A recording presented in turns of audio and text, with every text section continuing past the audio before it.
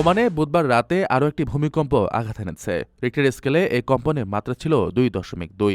সুলতান Qaboos বিশ্ববিদ্যালয়ের ভূমিকম্প পর্যবেক্ষণ কেন্দ্র জানিয়েছে, বুধবার স্থানীয় সময় রাত 10টা 19 মিনিটে এই কম্পন অনুভূত হয়।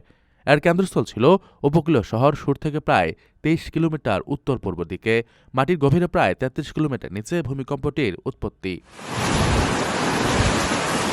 এর আগে গত সপ্তাহের মঙ্গলবার দিবাগত রাতে ওমানে কয়েক ঘণ্টার ব্যবধানে 3বার ভূমিকম্প অনুভূত হয়।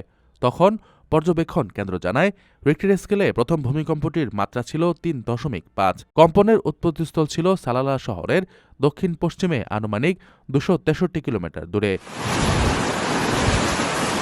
এরপর তুলনামূলকভাবে শক্তিশালী দ্বিতীয় ভূমিকম্পটি রেকর্ড করা হয়। এর মাত্রা ছিল 5.4। অল্প সময়ের ব্যবধানে তৃতীয় ভূমিকম্প আঘাত হানে, যার মাত্রা ছিল 5.7।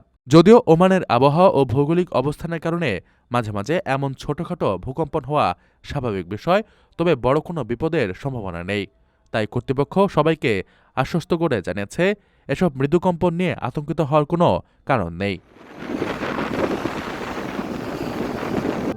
প্রবাসীদের জন্য নির্মাণ হচ্ছে দেশের প্রথম স্মার্ট সিটি, যেখানে থাকছে স্কুল, মসজিদ, হাসপাতাল, সুইমিং পুল, হেলিপ্যাড, পাঠাগার, জিম, সুপারমার্কেট, শিশু পার্ক সহ সকল নাগরিক সুবিধা।